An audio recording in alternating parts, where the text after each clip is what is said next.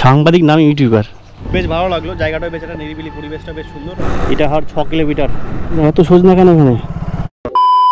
Good morning, সকলকে স্বাগত জানাচ্ছি নতুন আরেকটা ভিডিওতে। বর্তমানে আমি যেখানে দাঁড়িয়ে রয়েছি এটা হচ্ছে রায়গঞ্জ যেতে ডান দিকে পড়বে, রামবাড়ি ঘুঘুডাঙ্গা মোড় বলে জায়গাটার নাম। আর এখানে কিন্তু আমি একটা রেস্টুরেন্ট থেকে দাঁড়িয়ে পড়লাম, ঘরেও বাইরে একটা রেস্টুরেন্ট। সেই রেস্টুরেন্টে ভাবলাম যে ঢুকে কিছু খাওয়া যাক। আর এখানে মোটামুটি দুপুরের খাবার থেকে রাতের ডিনার পর্যন্ত সমস্ত কিছুই পাওয়া যায়। তার পাশাপাশি কী কী পাওয়া যায় একটু সেটাও দেখিয়ে দিই তোমাদেরকে। ডিম টোস্ট, বাটার টোস্ট, মালাই toast, veg Maggi, egg Maggi, special chaat, ডিম অমলেট, ডিম সেদ্ধ, সমস্ত প্রাইসগুলো কিন্তু দেওয়াই রয়েছে পাশে, তোমরা দেখে নিতে পারো। এই ইন্টেরিয়ালটা বাচ্চাদেরও বেশ খেলার জায়গাও রয়েছে।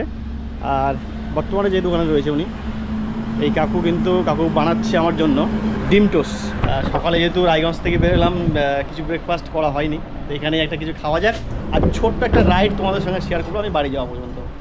যদিও আমি সকালবেলা তৈলাক্ত জিনিসটা একদমই অ্যাভয়েড করি, তবু কাকুকে বললাম হালকা তেল দিয়ে বানাতে। তো রেডি কিন্তু আমার ডিম টোস্ট।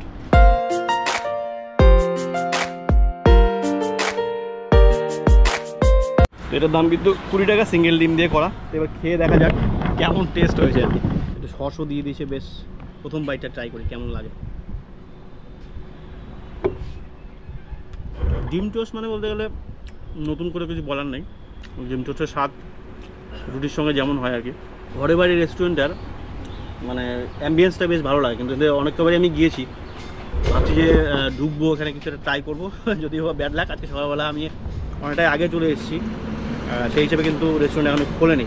খুলতে মোটামুটি সেই দুপুর 12টা, তারপরে কিন্তু খাওয়া দাওয়া শুরু হয় আর কি। তো যাই হোক, নেক্সট টাইম যদি সুযোগ হয় সেখানেও খাওয়ার চেষ্টা করবো আর কি। শুধু ডিম টোস্টটাই খেলাম, বেশ ভালো লাগলো জায়গাটা, বেশ একটা নিরিবিলি পরিবেশটা বেশ সুন্দর। তো এখন কিন্তু আমি একদম আমার এই মোটো ব্লগিং সেটা তোমাদের সঙ্গে দেখা হচ্ছে। চলো মোটো ব্লগিংয়ে কথা বলতে বলতে একদম আমার গন্তব্যে পৌঁছাই। ঠিক আছে কাকু, আসছি। আচ্ছা, আবার যদি আসি কোনো দিন তাহলে আপনাদের এই রেস্টুরেন্টে খাবো যদি সময় হয়ে ওঠে। আর আমার গাড়ি রেডি, তো চলো একদম তোমাদের সঙ্গে কথা বলতে বলতে স্লো একটা রাইড শেয়ার করি আসছি। তাহলে আমার ঘোড়ায় আমি উঠে পড়লাম।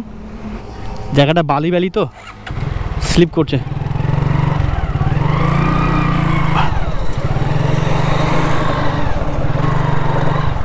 বেশ সুন্দর কিন্তু এই ছোট একটা রাইড বাস দেখানো। আমার এই প্রথম মানে একটু ডিস্টেন্সে, লং ডিস্টেন্সে মনে হয় ভিডিও করা।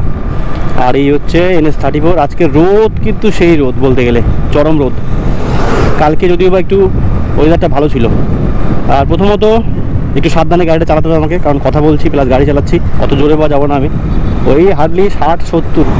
সামনে হচ্ছে দুর্গাপুর, এইখানে একটা রাজার বাড়ি আছে, এটা নিয়ে একটা ভিডিও করার ইচ্ছা আছে। এই যে এই রাস্তায় সময় হয়ে ওঠে না, যতবার যাই এই রাস্তা দিয়ে মানে সময় তো হচ্ছেই না। সকাল সকাল গেলে পরে কি রাস্তায় একটু যানজটটা কম থাকে। সামনে দুর্গাপুর, বাঁ দিকে চলে গেল কালিয়াগঞ্জ। বাসের জন্য পাবলিক দাঁড়িয়ে আছে। Malda bypass 58 kilometre. চলো সামনে আবার ইটাহার আছে। আর একটু কিছুক্ষণের মধ্যে মোটামুটি রাস্তার একটা হিট উঠবে। এই সাইডটা বেশ একটু ঠান্ডা ঠান্ডা ওয়েদার, মানে যেদিক দিয়ে গাছপালা বেশি থাকে না। সামনে আগুন জ্বালিয়েছে কিসের জন্য বাবা? রাস্তা নোংরা পরিষ্কার করার জন্য। গাছটার কিন্তু অবস্থা শেষ করে দিল। তো গাছ থেকে দূরে জ্বালা আগুনটা। এটা হওয়ার 6 কিলোমিটার। গাড়ির গতি কিন্তু আমার 60, 50, 70, হার্ডলি উঠাচ্ছে 70। এর থেকে বেশি জোরে আমি গাড়ি চালাইও না। সামনে কি যাচ্ছে? ওটা চকচক করছে টোটো না কোনো প্রতিমা যাচ্ছে? মা মনসা, জয় মা মনসা। কোনো বাড়িতে পুজোর জন্য মায়ের মূর্তি যাচ্ছে, মনসা মায়ের মূর্তি যাচ্ছে। সামনে এগুলো কি ঘোড়া? এখানে কোনো পুজো টুজো হয় মনে হয়, ঘোড়া কিছু মূর্তি আছে। এটা কি কোনো মন্দির না মসজিদ আমি বুঝতে পারলাম না। গঙ্গারামপুরে পীরপাল গ্রামে এরকম একটা মসজিদ ঘোড়া দেয় আর কি, সেরকম একটা মসজিদ হতে পারে আর কি। যাই হোক, আমার অতটা জানা নেই। সামনে হচ্ছে ইটাহার, ইটাহার চৌরঙ্গি। খালি ঝান্ডা ঝান্ডা। সামনে ভোট তো না, এটা ভোট না, কয়েকদিন আগে যেহেতু রামনবমী গেল, রামনবমীর ঝান্ডা আছে, ভোটেরও ঝান্ডা আছে। সিগন্যাল কি আমার ক্লিয়ার? জামে পড়ে গেলাম। যাবে তারপরে ট্রাফিক সিগন্যালে আটকে গেলাম, করার কিছু নেই। একটু দাঁড়াই। চলো সিগন্যাল পাওয়া গেল, যাওয়া যাক। সামনে ভোট আর ভোটের ব্যানার দেখো, সব পদ্ম ফুলের বাহার এই ইটাহারে ফুটে গেছে, কিন্তু বেশ ভালোই লাগছে। ভোটের আগে আগে সমস্ত দিকে এই পার্টি সেই পার্টি সমস্ত পার্টির সেই ব্যানারগুলো দেখা যায়। তার মাঝে মাঝে আমাদের বজরংবলী, মানে কয়েকদিন আগে তখন রামনবমী গেল, সেই রামনবমীরও ঝান্ডা ভালোই লাগে দেখতে। এই তো টোটোর কাজ, এইরকমই করো তোমরা, টুকটাক করে ঢুকে যাবে দিয়ে। সত্যি ভাই, রাস্তায় চলতে গেলে না এই টোটো দিকে সাবধানে চলো, কিন্তু টোটো কোন দিক থেকে কোন দিকে ঢোকাবো নিজে জানে না। সামনে একটা যাচ্ছে হাতিয়ে, তার পাশে আমি একটু মশা, এই যে আর একটা আসছে দেখছো, দেখো। হ্যাঁ, তোমারই রাজত্ব।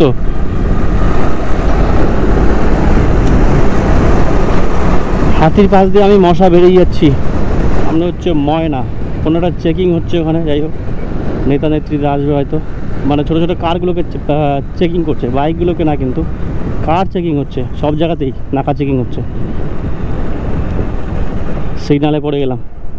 রায়গঞ্জেও চেকিং হচ্ছে, আমি দাঁড়িয়ে গিয়েছিলাম, সেখান থেকে অত ভিডিও শুরু করিনি।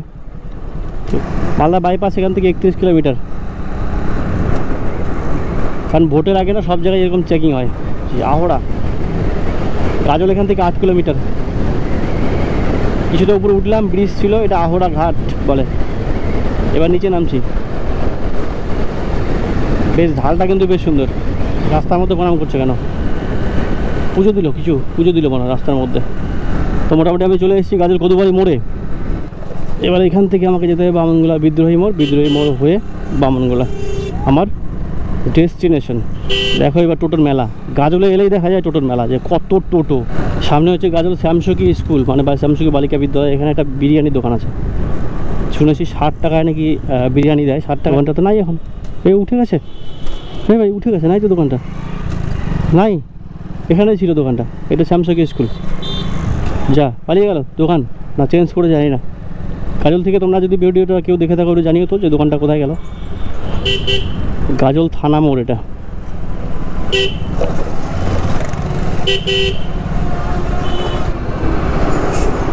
চাঁচলের বাস সব এখান থেকে যায়, সামনে সিগন্যাল দিয়ে দিয়েছে। কোন দিকে যাবে গাড়ি? ডান দিকে। সিগন্যাল দাঁড়াতে হবে না দাঁড়াতে হবে না বুঝতে পারছি না, দাঁড়াতে না হলে তো বেশ ভালো যাবে। আমি তো যাবো ডান দিকে। চলো যাওয়া যাক। গাজল বিদ্রোহী মোড় পার হলাম, এবার আবার যাচ্ছি বামনগোলা মোড়ের দিকে। বামনগোলা মোড় থেকে সোজা একদম আমার বাড়ি, বামনগোলা মোড়। তো বামনগোলা মোড়েও একটা বিকালবেলা করে ফাস্টফুডের দোকান রয়েছে, এখন তো যেহেতু নেই দোকানটা। ওটা কিন্তু বেশ সন্ধ্যাবেলাতে বেশ জমজমাট, বেশ দারুণ দারুণ খাবার পাওয়া যায়। কিন্তু মানে মোড়ে মোড়ে, প্রত্যেকটা মোড়ে মোড়েই থাকে জাম। যদিও এখন স্কুল টাইম, অফিস টাইম, এই টাইমে সবসময়ের জন্য হবেই। এই যে সিঙ্গেল রোড, এবার এই রাস্তায় গাড়ি চালিয়ে কিন্তু মজা নেই, পরিষ্কার কথা। এবার হুশ করে গাড়ি চালাতে হবে, কারণ যাবে এক রাস্তা দিয়ে, আসবে এক রাস্তা দিয়ে। এই রাস্তায় বেশ ভালোই করেছে, মাঝে মাঝে বাম্পারগুলো দিয়ে দিয়েছে না, বেশ ভালো। এইটা প্রয়োজন ছিল নয়াপাড়া মোড়ে না, কারণ এই মোড়টাতে, এই জায়গাটাতে বিশেষ করে একটু অসুবিধাই হতো এই স্পিডটার জন্য। তো বেশ এখন বেশ ভালো করেছে এই, মানে স্পিড ব্রেকারগুলো দিয়ে।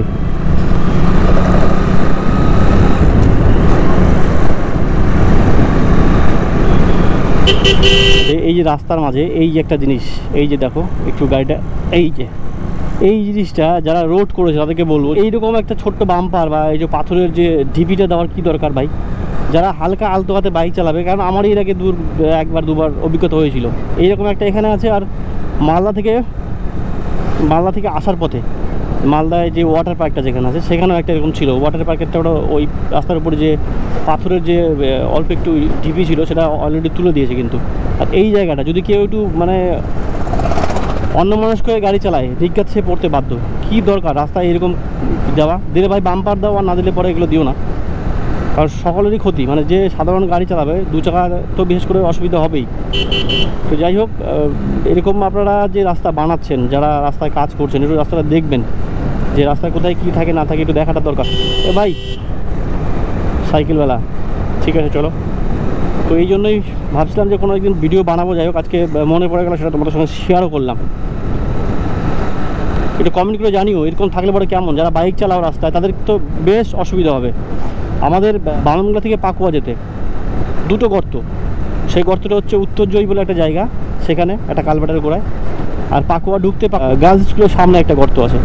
তো দুটো গর্ত, এগুলো কি চোখে পড়ে না? যারা মানে রোডের কাজ করছে, এত কাজ করছে, এক ফোঁটা পিচ ফেলে দিলে তো রাস্তাটা ভরে যায় বা একটু মেরামত করা যায়। ওই একটুর জন্য রাস্তাটার জন্য কারো না কারো ওদের মানে একটা দুর্ঘটনা ঘটতেই পারে।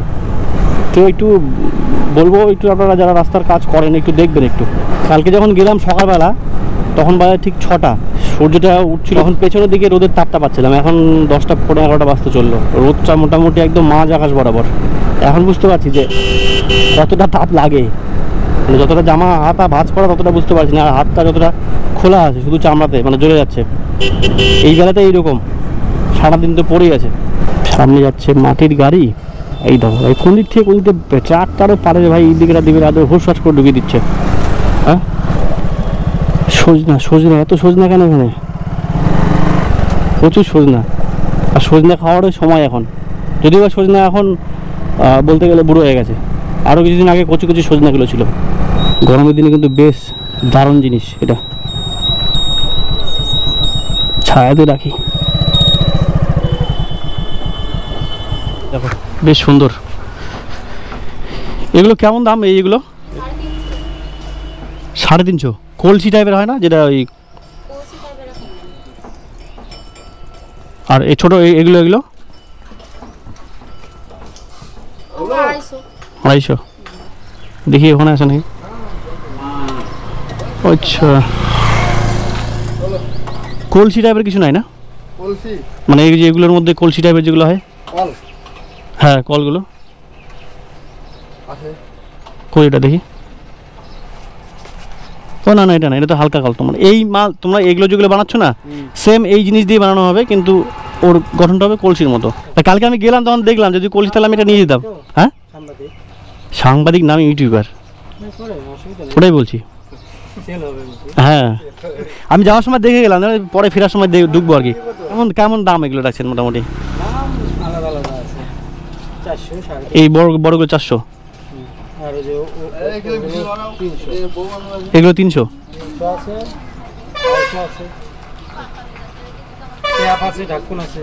এগুলো তো সঙ্গে ঢাকনা থাকে, মানে যেটা হচ্ছে এই সেম আপনারা বানাতেন, মানে এই জিনিসটাকে কলসের আকার দেওয়া, যেটা মুখটা একটু চিকন, ওটা সুরাই হয় আর একটা কলস হয়। একটা কলস হয়